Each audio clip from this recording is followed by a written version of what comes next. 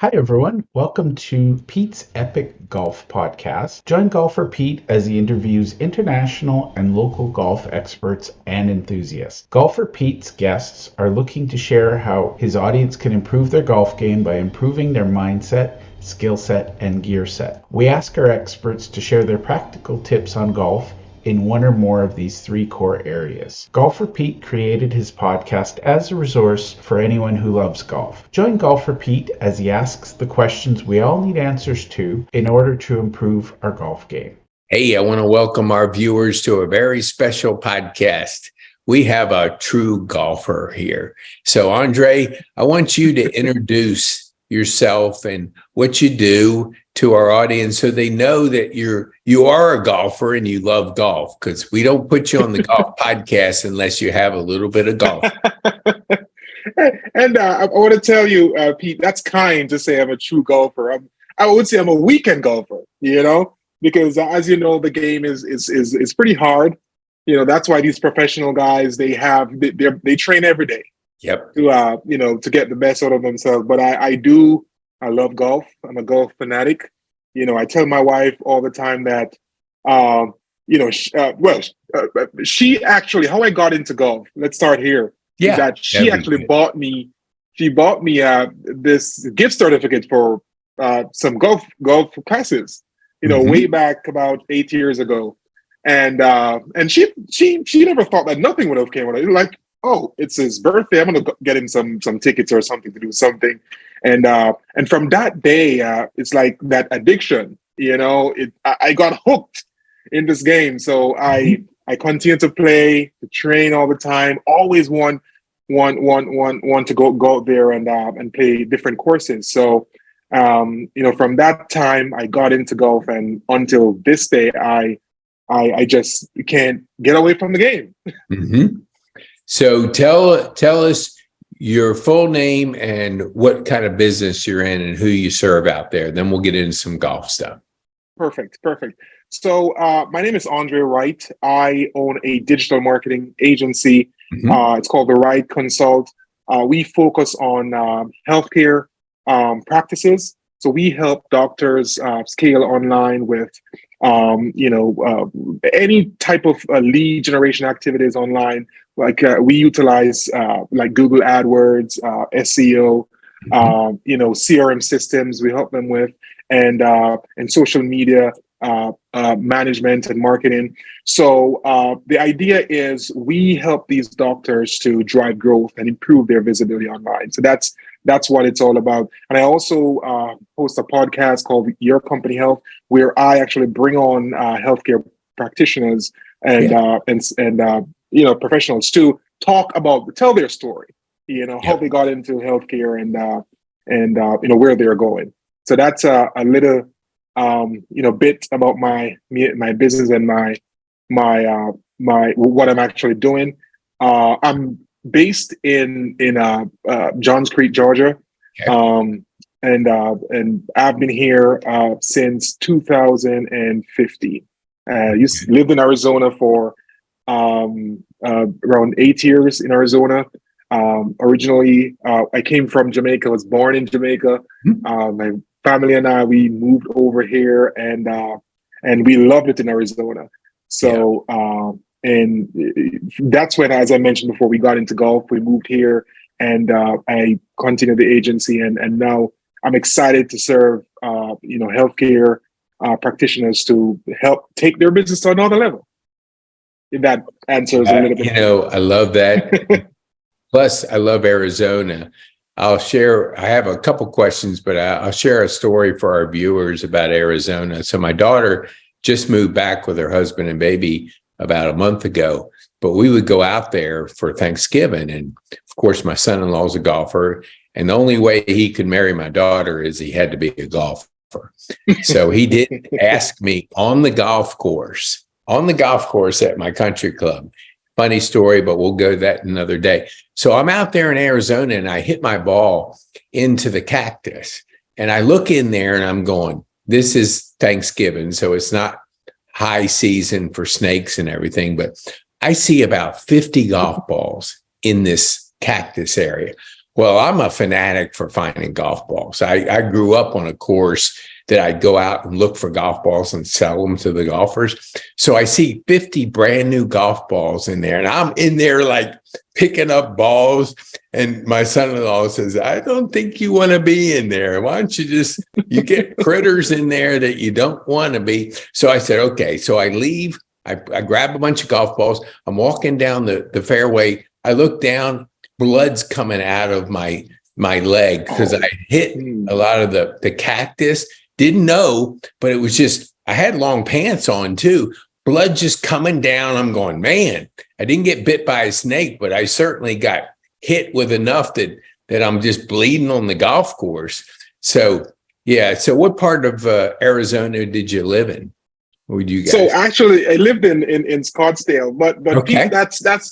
That's rule number one. You don't want to go, in those woods in Arizona. Yeah, snakes, and it's just a bad idea. Bad things will happen, But I lived in Arizona.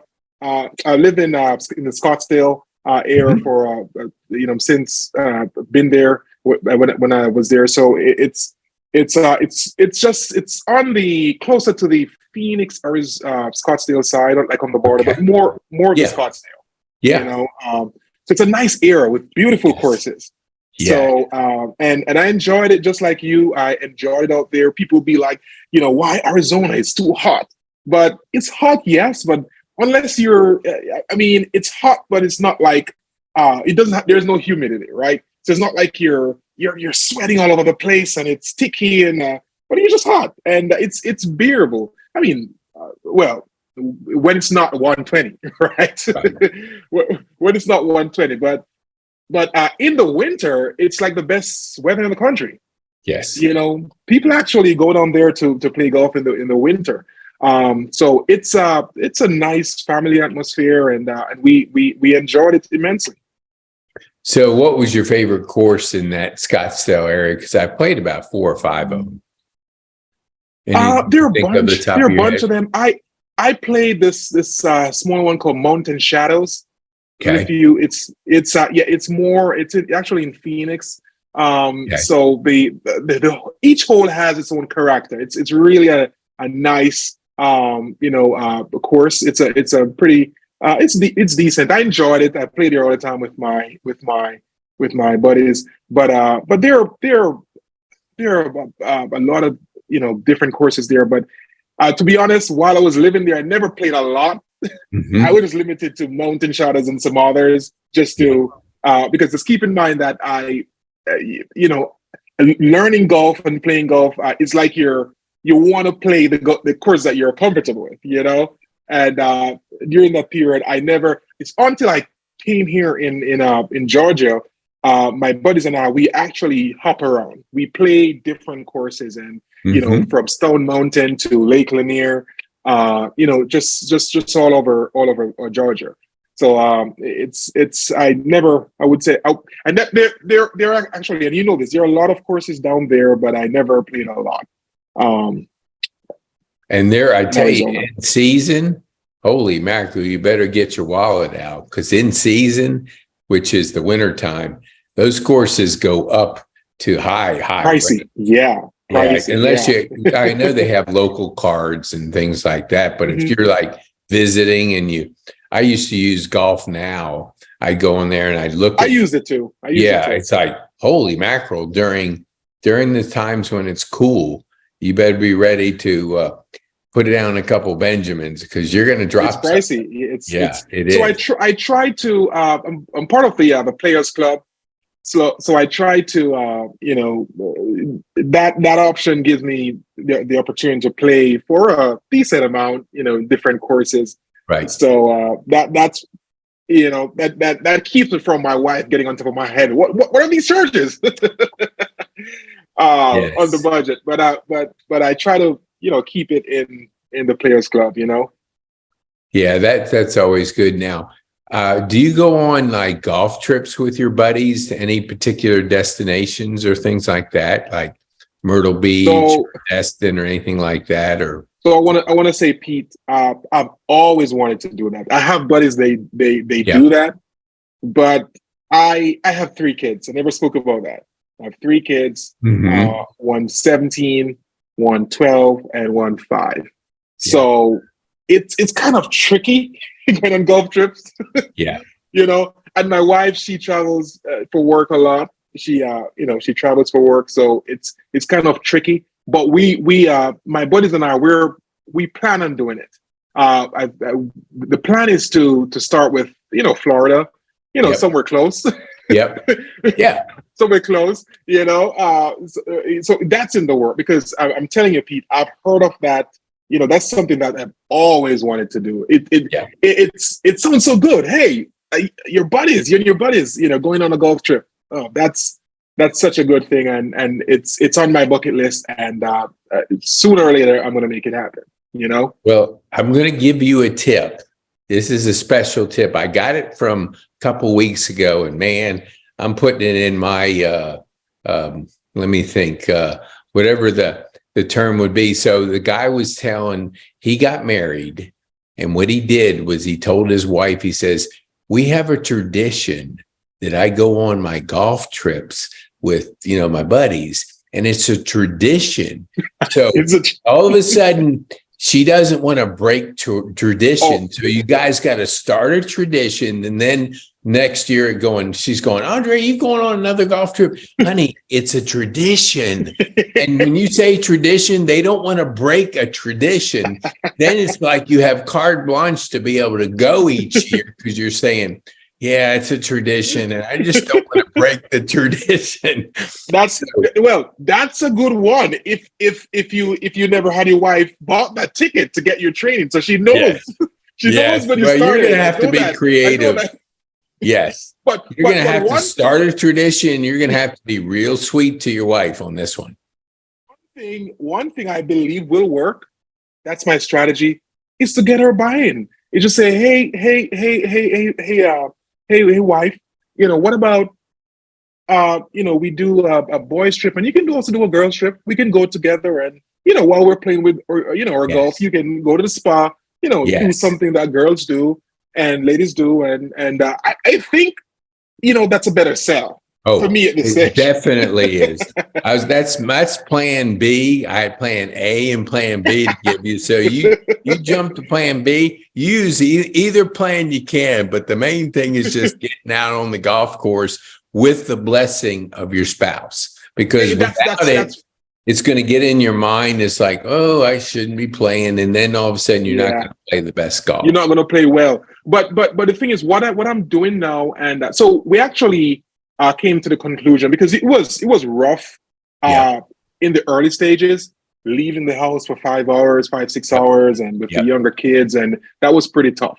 So what we did, we sat down and we came up with, my golf day is Saturdays. Right. So we block off that day off the calendar, and she knows that Saturday is just my day. Right. So I try to, now and again, I'll try to get a round or two in the week, with great planning. But on Saturdays, she know that, hey, she's aware that I'm going to play golf. If she got up off the bed and when I have an early tea, and she's like, oh, he's off to golf. So with that, by, planning that with her, I think it's better, because early in the marriage, I was just, sporadically just playing, and that it was killing our schedule with the kids and things that are, happening throughout the weekend. So with this plan and organization, it's much better for the family. Oh, that's a great idea. Communication is everything, and just making sure that it's clear what's going on. Nobody likes surprises. Exactly. Not those kind of surprises like, where are you? Oh, I'm on the golf course. Well, I wish you would have told me. Right. Those never go over well. And if you know my wife, she'll I'm kidding you not. She would rather me sitting on the couch beside her, and she just watching whatever. I'm just sitting looking in space for 5 hours versus, I'm out on the golf playing for 5 hours, and, she's there. So there's something about our wives that, are a present. They just want us to be there, So, so tell our viewers too, what is your go-to tool or club that you like to use when you're out there on the course? Do you have a specific one? The thing is, I like my 8-iron. Yeah. I like my 8-iron. It's just, sometimes I know I know I need to hit the 7, or it's a 9-iron shot, but I try to, say it's a 9-iron shot, I try to go with the 8 and maybe, get a little bit further or hit it a bit softer to get it there. But there is some comfort in my 8-iron. I'm not sure why, but it's my go-to. And then my 5-wood, that club, it's like my safety club. I just love it in my 5-wood. So my 5-wood and my 8-iron, those are my 2 favorite clubs in the bag. Yeah, you have to have favorites in the bag, because when you're playing in like a match, you always want to go to that club that you're most comfortable with, that you have that confidence. What was it like golf courses? Is there a course that, say, around here or that you played that is one of your favorites that you could share with our viewers? So my favorite, I'm a part of Heritage Club in Norcross. Oh yeah. So there's something about Heritage I just like. As you know, you have the legacy, heritage, and traditions. There are 3. I love that first 9, legacy to tradition. There's something about it, and that 18th hole. There's something about that hole that water hole. So my buddies and I, we have a foursome that we play every week, right. And there is something about that 18th hole that it typically trips up one person. Yes. It typically trips up one of us. It just always it gets one of us, and it's a course where, again, each hole has its own personality, and I just like playing there. I love Lake Lanier too. Lake Lanier is a fun course, and we played Stone Mountain is good. I like this Lake Mont. Lake Mont is pretty. That first hole it can be very intimidating. Water first, that second shot has to be spot on. So it's so those are some fun courses that I love to play. Well, we're fortunate being in Atlanta. There is a lot of good options. Tons, of course. Yes. Yeah, and you can travel to different places. I know a buddy of mine, before we joined Alpine Tree, we used to drive down to South Georgia, and it took us about, not South Georgia, but south of the city. And, we would play a course down there, and it was a good ride, but it was a fun course. We knew the people. And so you find your favorites, like West Pines out in Douglasville. That's on our side of town. We would go over there all the time because greens were perfect, and it was really a user-friendly golf experience. Right. So go ahead. So before I ask a question, so I would say, so like my quick fix course, like if I want something in the week, like a quick 9, is actually River Pines in Johns Creek. Yeah. I love, because it's close to where I am. It's close to my house, so I could go and knock out a quick 9 in 2 hours, or less. So I would go there in the week, and then we can, we typically go in the state on the weekends. So River Pines is one of my favorites. Yeah, I'm not on that side of town, but all my buddies over there, they say the same thing. It's just, it's close by, and it's when you can play 9 holes and just quickly get it out of your system and stuff like that. So what about, where we talk about overseas trips? I know I'm planning either 24, 25 going over to Scotland. Has there ever been a desire for yourself to take your buddies and do a Scotland, Ireland, or a trip overseas and play golf? Of course. It's we talk about it all the time, and I'm telling you, we're gonna make it happen. As I mentioned, I'm from Jamaica. There is this course in Rose Hall in Montego Bay. that it's, I've heard a lot about it. I'm not sure if you've heard about it. I have. You have? Oh yeah. Yeah. Yeah, I heard that it's you want to play that course. So that's a course that it's on the bucket list to play. And you're right. In terms of Scotland, I've heard a lot about Scotland and Ireland, some great courses. So that's on the list too.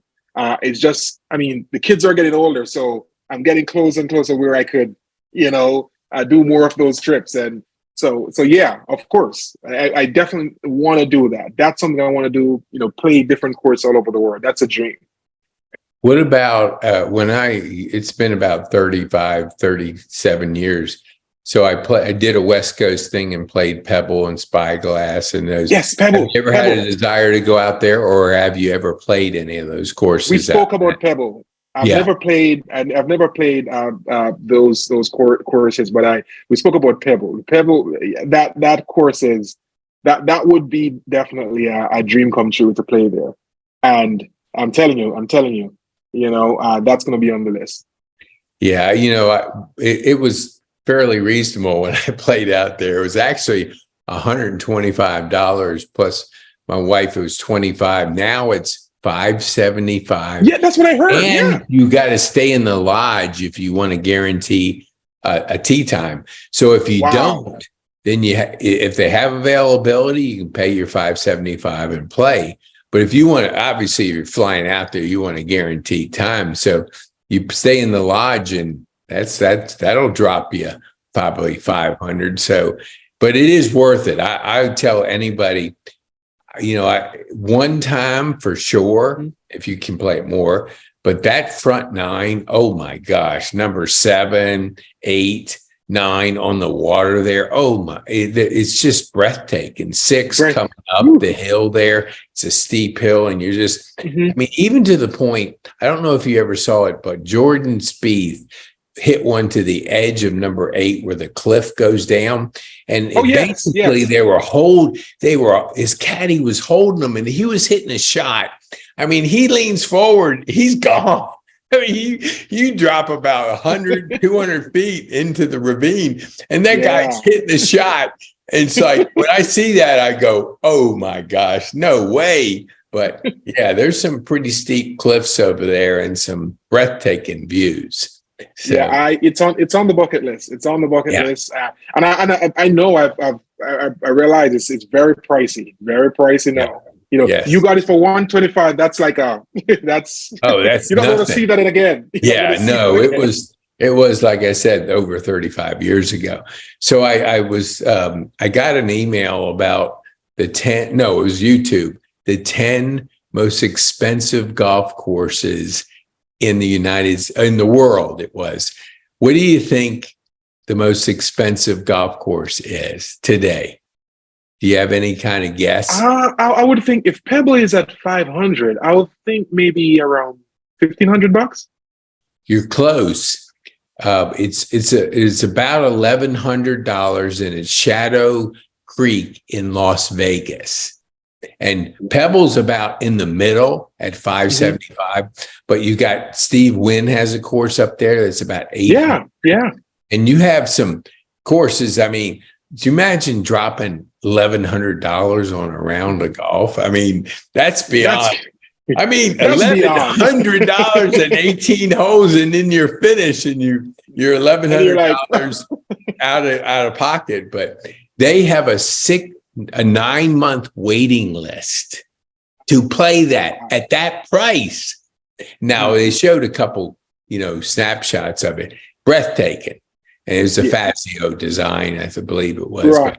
But I would have. Where is Augusta on that list? Well, because it's not public and you can't play it's private. So but places like Spyglass was number 10, Pebble I think was 5.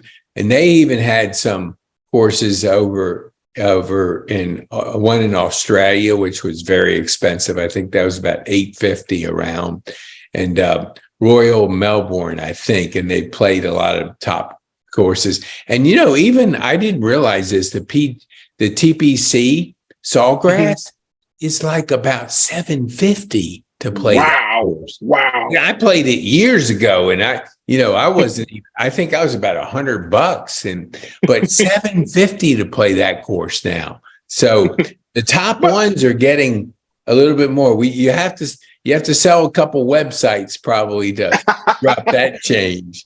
But thinking about it though, when you really think about it, paid $125 for Pebble 30 years ago. Yeah. With inflation and all that, and maybe that 125, the value is about the same now. 500. So it's all relative. You're right. It's all relative. Maybe 125 at that point, the average public course maybe be like maybe $3 or $5 or something like that. So who knows? It's relative. But no, you're exactly right. I mean, I don't want the viewers think that the prices have gone up that much. It's relative to your buying power. I know Torrey Pines being a public, that was very reasonable when we played out there years ago and up in San Diego. So there's a lot of nice courses out there. But obviously the prices will go based on popularity and based on all different new management and stuff that they put in there. So they're all different variables that will definitely impact the prices. I know when I was playing Pebble, I was talking to the guy and I said, how's the wind today? And he goes, oh man, it is like blowing crazy. And in my back of my mind, I read something that Jack Nicklaus hit like a 5-iron on number 7, and it's literally 100 yards. So I get up there, the wind is just gusting, and I'm thinking, okay, if Jack hit a 5-iron, man, the wind is coming in. I'm gonna hit a punch down 7, and I hit that thing pure. I'm thinking it's gonna drop right by the pin over the green. Into the water. I mean, it wasn't even close. So I don't know what the wind would be like for somebody to hit a 5-iron 100 yards. Yes, 100 yards. It blows your mind to think, because that day on number 9, which kind of runs parallel, I hit out on the water and the wind blew it from the right side of the green to the left side of the green. That's how much wind was coming off that water. But it had to be so severe to think that somebody could punch a storm or something. Like a storm, or maybe Jack hit it it was a soft hit. It was. I mean, exactly. You hit that 7 pure. So tell us, because our viewers always want to know. The ultimate is the hole-in-one. Have you ever enjoyed the joy of a hole-in-one? No. Okay. I got like maybe a foot close, but on a par 3, but nothing like a hole-in-one. That's another dream. What about you? I've had 1.5. 1.5. What happened to the half?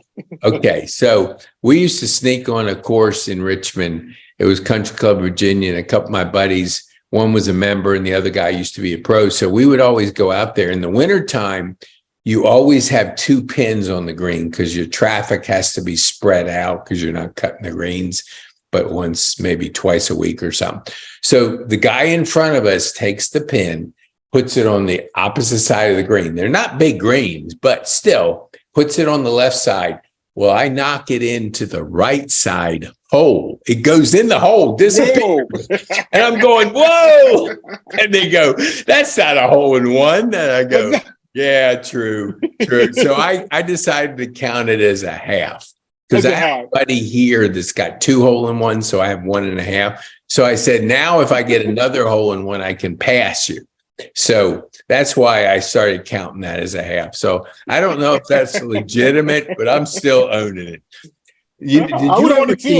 Did you ever see Seth Curry hit his hole-in-one about a month ago? I saw yes. Oh my that's ridiculous. That just tells you the excitement that golfers enjoy a hole-in-one. I mean, he sprinted down there. That was so cool to see. Hey, I do that for birdies. Do you really? I do. I'm just excited for birdies, right? Yes. Hole-in-one or eagle. Yes. That's another. Yes. It's golf hole-in-ones are like, it took me 45 years to get my first. So it's not like you get them every other year. So I can see Seth Curry I mean, I think he said it was his second and then the first one in competition, because I think it was at the Celebrity in Vegas, or Yeah, it no, was Celebrity was it deal. Tahoe or something like that? Or Yeah, I think it was Lake Tahoe. Yes. yeah, yeah. It's so yeah. I'm gonna put the good vibes on you for that hole in one. And when you get it, I have a hole in one wall in the studio. I can't show it to you, but everybody that I know that's gotten a hole in one, they're on the wall. And my You're on the wall. nephew got it the wedding day. On his Whoa! wedding day, Wow. he gets a hole in That's one. a good gift. Wow. Oh my gosh. It was at like Dunes. So it was a nice course too. And he actually got a hole in one on his wedding day. So why don't you share with our viewers, like, what have you ever met, like a professional golfer that you could say, yeah, I met such and such, and we hung out or we talked. Is there anybody like on that you've crossed paths with in the golfing world that our viewers would love to hear? No professionals. No, but I've met a bunch of like guys who like coaches or guys who have been a PGA professional, but no, I haven't met like any superstars or nothing of that nature. But there are different people that I've met, on the PGA store, and they have some great history in terms of their take on the game, but that's another thing that I want to do. Go one of these tournaments and be able to meet someone like Tiger. Obviously is the ultimate. Whenever he comes back, and if he's gonna come back, all the speculation, but he would be. I would love to see him play. Have you ever seen him play? Have you seen? I've been to East Lake. The one thing about going to the Tour Championship, they only have a certain amount of people in, spectators. So I was literally like 10 feet from Tiger, and I could not believe the club head speed and the torque. I mean, I've never seen, and I saw a couple that day. I've never been so close as I was at East Lake to professional golfers, and to see the club head speed, I was amazed at how fast. I actually saw out there too, it was a couple of years before that, John Daly, and he hit it under a tree, and everybody's going, well, I wonder if he can hit it. He literally came up to that tree. He like took his club up to see if he was going to hit the tree, only one little like this, and then swung and hit it. I would have been under there like, ooh, I can't, trying to figure out if I'm going to hit it. Man, that guy's the fastest golfer I've ever seen. Did he have a beard that time or a cigar? He did, and he had the loud pants. Oh my gosh, you could see him about 1,000 yards coming down the fairway, because those pants were like lit up. Yeah, they're loud. So cool. Yeah, I have a guy that co-hosts with me of some of my locals, and I said, we were talking this morning. I said he had some loud pants on. I said, wow, that's perfect as a co-host, because golfers aren't like regular people. They wear crazy clothes. I mean, you think I was telling him we were talking about, you see the tour, how many pros wear white pants, and you're going like, you never see people just walking down the street with white pants. But on the golf course, more wear white pants than anything. Now, probably it's the sun, I don't know, but the loud shirts and the loud outfits are just common with golfers, because it's kind of like the personality of playing golf. You have to have some color in it, and wearing, funny clothes and things like John Daly does is pretty typical.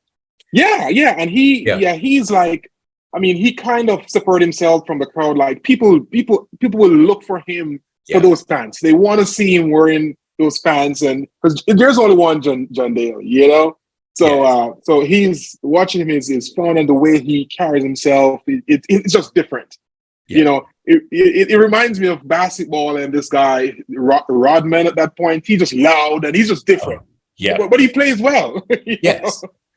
Those for John, he has a good game.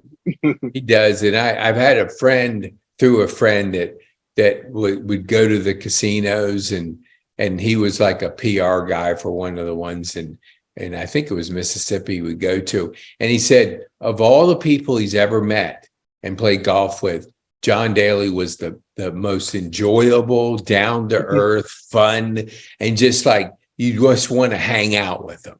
He was he makes it fun. I don't know if you saw this clip on YouTube where John Daly was actually hitting the golf ball off a beer can. I don't know if you saw that one. Yeah, I think so. Like, did somebody hold it, or tell me about what it was? Like he teed, like he was like teeing up on a golf can and hit it off the top. So and he did. Yeah. So he does some fun stuff. Does. And he you can just see that he enjoys the game. He plays it because he enjoys it. That's it. Yes. It's all about fun for him.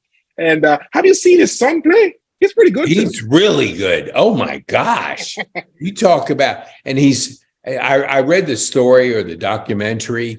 He's homeschooled his son, so he spent a lot of time just helping him learn golf lessons and, just life lessons on the golf course. And man, his son is solid golfer and a good head on his shoulders. And so, no, definitely. Yeah. I think his son and Tiger's son, they're like the future, man. Yes. I can see those dudes winning, championships. So yeah, that's going to be fun when you can, because it's not easy for the pros to pass down their professional sport to like their kids, because it's hard. They just say, I watched dad play. I need another sport. I'm going to go to tennis. Yeah. So when you see a professional golfer replicate the skills of the dad, it really is cool, or the mom, whatever it is. It really is cool to see that next generation play at a high level of competitiveness. Yeah. So, yeah, it's good. Now, I have to ask a controversial, well, I don't know if it's controversial, but I always like to ask. So you have the LIV and the PGA Tour. Give me your philosophy on what has happened and where do you fall in these camps? So with that, I think for the PGA to now, talking with LIV, it's kind of hypocritical because initially they were saying, "Oh, it's Saudi's money, and why LIV is doing this, and it's blood money and all that." And to go with them, it looks bad. And I'm feeling it for someone like Rory and Tiger, because they could have made a boatload of money. Yep. I think they wanted to pay like close to $1 billion or something, some crazy money. Yep. And he refused it. So I think, and there are all different sides to the story.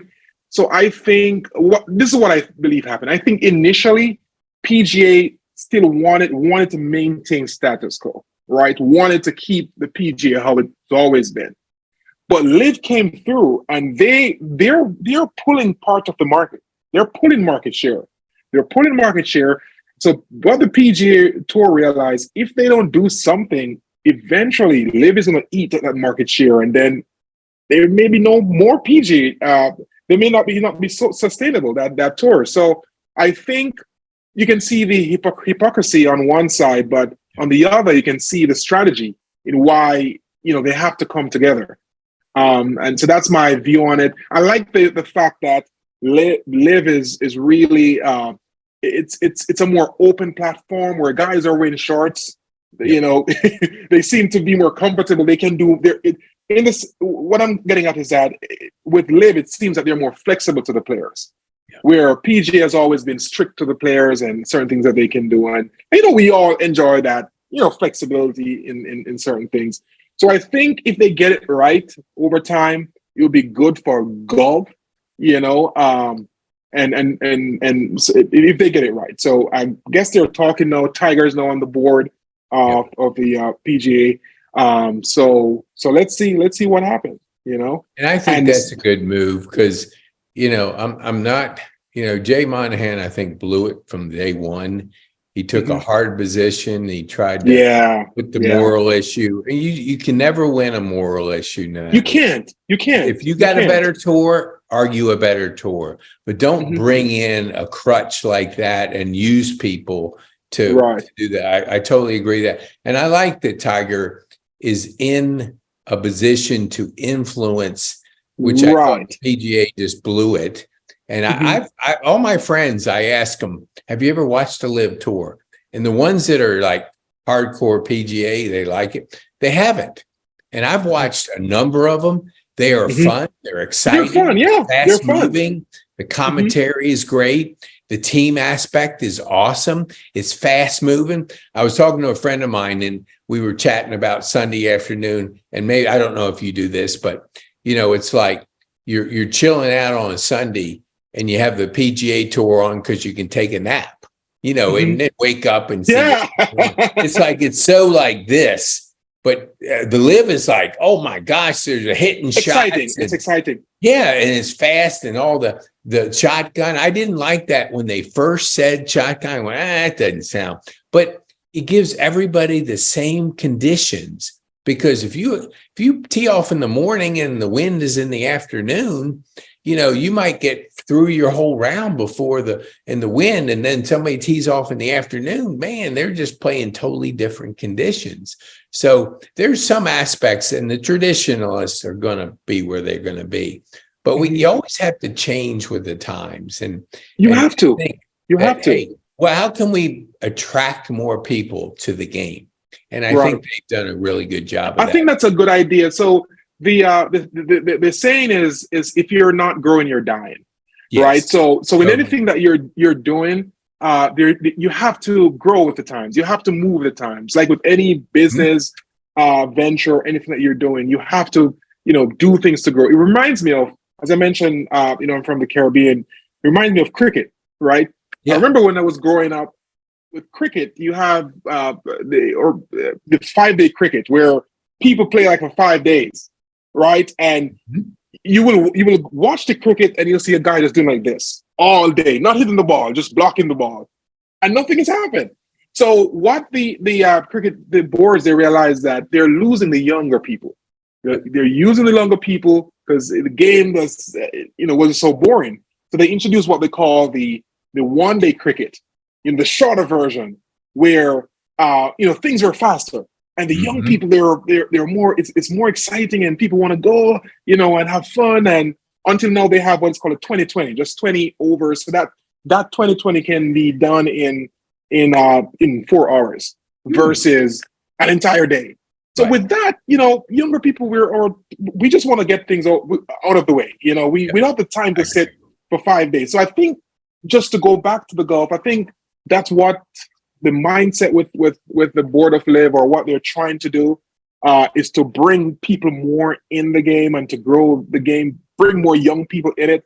And so I think overall, with the Top Golfs and all these other platforms and what Live is trying to do, I think eventually it's going to be good for golf. Yeah, no, totally. And you know, my daughter, they went to, like, Tiger has a real advanced putt, not putt, but it's like, I heard about that. Golf for putt, and it's bring your drinks out there, and it's kind of an environment of fun and excitement. There's one in Phoenix or Scottsdale. There's one down in Scottsdale. So I think Rory. I think Rory's a part of it too. I think is he really? Okay. Yeah, I think it's both Tiger and Rory. I think they're partnering on that. Great concept, because it's entertainment. You know, you can take, you know, what is an hour to play it, maybe an hour and a half, but you're out there in a fun environment, and it's not like the normal putt-putts that have windmills and stuff. It's more I'm telling you, all these different creative ways that they're putting forward, that's going to bring in new people to the game, which, you know, means growth. So I agree. Now, we could talk golf until Sunday, but I know you got to work, and Golfer Pete has some other things. So tell us how people can get a hold of you, and what person would be interested in getting a hold of you. I know you. Well, definitely. You could. My website is AndreWright.com. That's AndreEWright.com. You can go there and to learn more about me. You could also, and Pete, you may have the links that you can drop. I'm always on I LinkedIn. will. You guys could connect with me on LinkedIn, linkedin.com/Andre Wright MBA.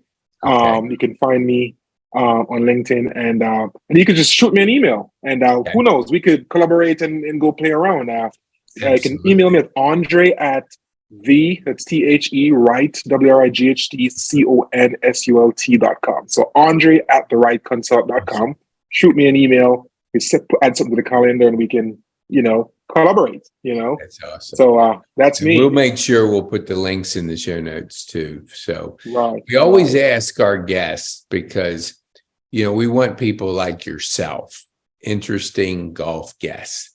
Do you have anybody that you could recommend to us that that would be a good guest for our golf show? Is there anybody off the top of your head you might refer or recommend for us? Of course. Well, a couple of my buddies, I could definitely talk with them. They love golf too, and Okay. they're professionals. I can definitely touch bases with them, and because you're a fun guy, As and long as we we're all talking love golf. If so you're talking like golf, technology, I'm not so fun, because I used to be in digital marketing. Now I'm out of it. Yes. So I was always tense, and I worked like 15 hours a day. But now I don't. So I am a little bit more relaxed and golf friendly. So, well, I always like to share with our viewers your parting thought. Give us some wisdom in the golf world that our viewers can enjoy. Well, all I want to say, golf is a fun sport. Mm-hmm. And you will go on the course one day, you shoot 70s. The next day, you're 110. It's like that. Yep. It's like that. You could just have a bad day. You're just blowing up left, right, and center. So what I realized, like what Tiger always says, it's, just focus on the next hole. It's a game of short memory. Yep. What I realized, the times when I play bad is, I'm thinking about that last hole. I'm thinking about that last shot. So the idea is to have that short memory and focus on the hole on hand for you to play your best game. And yeah, just it's a fun game. I think it's the only game that you can play until forever, basically, forever. Absolutely. So and that's what I want to do. I love this game, and I'm excited to be on your podcast. Well, we want to thank you, Andre, for being a guest, because we really enjoyed having just talking golf. I mean, my gosh, what else how can you enjoy a Friday afternoon talking golf? It doesn't get any better than that. I'm telling you, it was fun. Yes, thanks for our viewers for being a part of our podcast, and we want to thank you for being on it, and we want to wish everybody happy golf and keep it in the fairway. Okay. All right. Thank you.